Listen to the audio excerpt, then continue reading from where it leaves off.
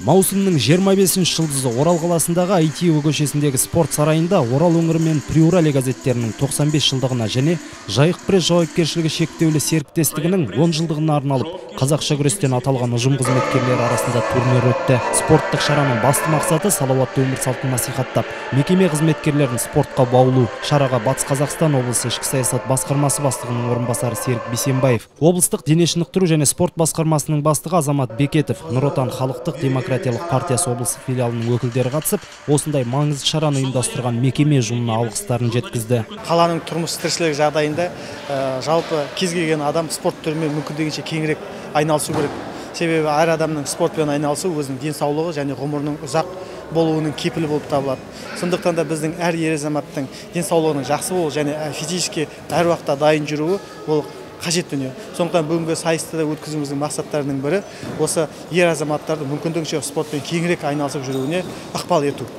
Сайысқа Жайық пресс жауапкершілігі шектеулі серіктестігінің бірқатар аудандардағы филиалдарының қызметкерлері қатысып, 70 келіге дейін және 70-тен жоғары салмақта күштерін сынасты. Тартысты өткен сайыстың соңы түйе палуандар сайысына да ұласты. 70 келіге дейін салмақта өзінің мықтылығын дәлелдеген Жаңақала ауданының Жаңарған өңір аудандық газетінің тілшісі Қахарман Зейнуллин бірінші орынды жеңіп алса, баспахана қызметкері Әділбек Зайнуллин 70 келіден жоғары салмақтың жеңімпазы атанды. Ең қызықты өткен түйе палуандар сайысы тартысты өтті.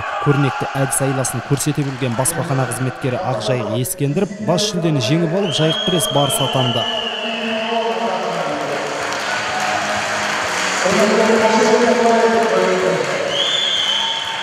Жолдас кездесу, соған түйе палуан ұйымдастырған, соған түйе палуан жеңіп, жақсы өткен түйе палуан осындай. Жақсылар келген, жақсымен заттар кездестік, жақсы. Алда кеткен журналистер мерекелесіп жатыр, соларға құттықтап жүрмін, журналистердің бәрінің де құтты болсын, бірге өткізейік. Мекеме қызметкерлерінің әріптестік қарым-қатынастарын нығайтып, салауатты өмір салтын насихаттау шараның басты мақсаты дейді аталмыш мекеменің директоры Жантас Сафулин. Сайыс соңында жеңімпаздар дипломмен және қомақты ақшалай сыйлықпен марапатталды. Бағдат Ізмағамбет, Әділғазы Кереев, Наурыз Халитов, Жайық пресс ақпарат орталығы.